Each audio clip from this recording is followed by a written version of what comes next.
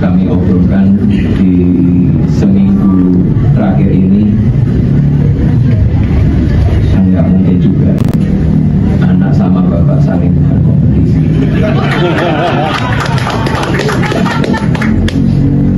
Yang saya yakinkan kepada beliau adalah satu, berilah kesempatan kepada anak muda. Anak muda itu bukan pemimpin masa depan, anak muda itu pemimpin masa kini.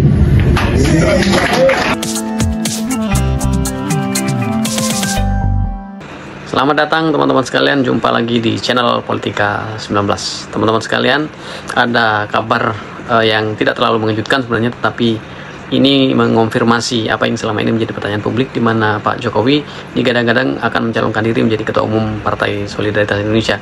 Tentu saja ini agak unik dari sisi diskursus publik, karena selama ini dicitrakan seakan-akan Pak Jokowi itu akan menjadi suksesor dari anaknya yang sekarang menjadi Ketua Umum PSI, yaitu Kaisang Pangarep. Ini kemudian dikonfirmasi oleh Kaisang sebagai tidak. Pertanyaannya kemudian, mengapa Jokowi itu tidak mencalonkan diri, tidak jadi mencalonkan diri menjadi Ketua Umum PSI? Gampang saja untuk membaca langkah politik ini, karena sesungguhnya Pak Jokowi adalah orang yang secara politik itu sangat lekat dengan pencitraan politik gitu ya. Maka dalam konteks itu saya kira saat ini harapan Pak Jokowi dalam konfigurasi politik yang sangat dinamis di Indonesia, harapan utamanya adalah dukungan publik. Maka ketika Jokowi itu mencalonkan diri, tentu saja sentimen dari sisi dukungan publik itu negatif ya. Kita bisa lihat bagaimana kemudian dia menjadikan PSI tentu saja kemudian secara literal itu menjadi dalam kekuasaannya sepenuhnya gitu ya, secara sangat terbuka. Kalau sekarang masih menggunakan proksi anaknya gitu ya, maka kalau dia mencalonkan diri secara langsung itu tentu saja akan buruk bagi dirinya sendiri dari sisi pencitraan politik. Yang lain tentu saja publik akan membandingkan bagaimana relasi bapak dan anak itu memanage atau menata kelola partai politik. Salah satu yang sangat lekat dalam ingatan publik adalah bagaimana relasi SBY dan AHY di dalam bersama-sama mengelola Partai Demokrat. Kalau kemudian Jokowi ini menjadi ketua umum dari PSI yang sebelumnya dipimpin oleh anaknya, ini barangkali akan sangat negatif dari sisi pencitraan politik, karena kemudian ada contoh lain di mana Partai Demokrat dalam konteks ini menjadikan yang lebih muda itu sebagai ketua umum, dan bapaknya SBY dalam konteks Partai Demokrat itu mengambil posisi sebagai yang lain yang itu berada di atas ketua umum. Saya kira Jokowi akan tetap mengambil peran signifikan, dan peran signifikannya itu akan dilembagakan dalam satu peran yang lebih tinggi daripada ketua umum. Dalam konteks ini adalah Dewan Pembina atau posisi yang lain yang itu akan dilembagakan oleh PSI, terutama dalam kongres mereka di bulan depan yang direncanakan akan diselenggarakan di bulan depan, dan Jokowi pasti akan diposisikan dalam posisi yang lebih tinggi daripada sekedar ketua umum gitu ya. Dan kalau analoginya Partai Demokrat ya kurang lebih akan seperti SBY ya di dalam Partai Demokrat, dan itu sesuatu yang pasti sudah dihitung oleh anak-anak muda di Partai Solidaritas Indonesia. Posisi Jokowi sebenarnya dalam konfigurasi politik hari ini itu relatif kompleks ya. Oleh karena itu sebenarnya secara politik itu akan lebih mudah bagi Jokowi kalau dia punya kekuatan politik real ya.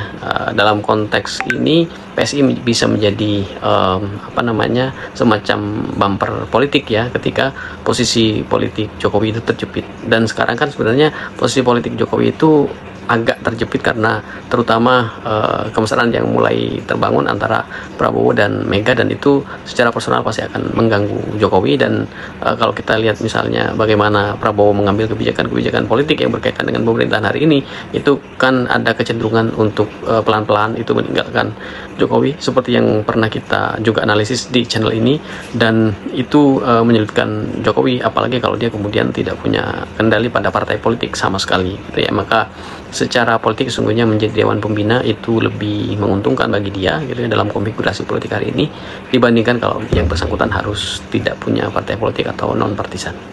Tentu saja agak sulit membayangkan Jokowi akan memiliki kendali atas partai politik di luar PSI ya, terutama dalam konteks kapasitas Jokowi yang jauh lebih lemah dibandingkan ketika dia masih memegang kekuasaan real sebagai presiden ya waktu itu. Kalau sekarang kapasitas itu saya kira semakin tidak memungkinkan karena sudah relatif kecil ya. Kalau kita membayangkan harus ada partai politik di luar PSI yang bisa dia kendalikan. Memang ada kans untuk dia menjadi ketua umum P3 ya, sempat ditawarkan waktu itu gitu ya, dan sempat ada wacana untuk hal itu gitu ya.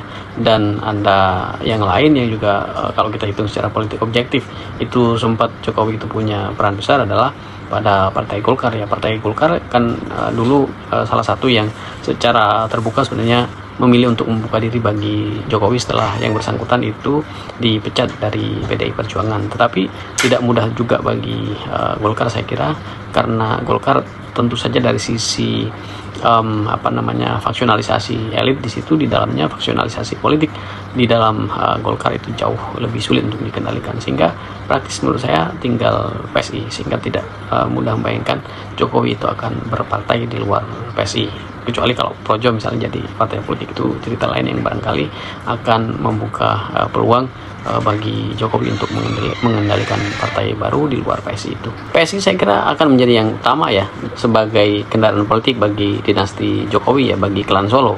Tapi jangan lupa ya, Bobi itu kader partai Gerindra hari ini ya, meskipun ya keluar masuk partai politik itu kan sesuatu yang biasa dalam konfigurasi politik Indonesia, tetapi agak sulit saya kira membayangkan Gerindra itu akan menjadi kendaraan bagi politik klan Solo gitu ya.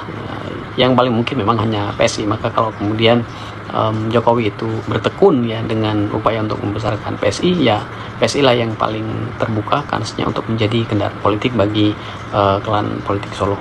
Dengan Jokowi sekalipun saya kira kecil kemungkinan ya PSI untuk menjadi partai besar ya. Taruhlah sebesar misalnya PDIP atau Partai Golkar, atau kali ini Partai Gerindra yang juga merangsek menjadi partai tiga besar gitu ya. Itu sangat sulit dengan Jokowi, apalagi tanpa Jokowi. Itu menurut saya kecil bagi PSI kans politiknya untuk menjadi partai besar ya.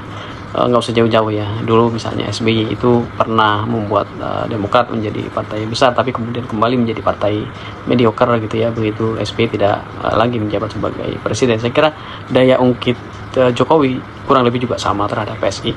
Jadi dengan atau tanpa Jokowi sebenarnya PSI kecil kemungkinan untuk menjadi partai besar, dan pelembagaan Jokowi atau yang sering disebut sebagai Jokowisme gitu, atau Jokowisme ya, di dalam kampanye-kampanye Partai Solidaritas Indonesia sebelumnya, itu sebenarnya bagian dari cara yang memungkinkan mereka tetap eksis sebagai partai politik. Tapi untuk menjadi besar itu menurut saya cerita lain.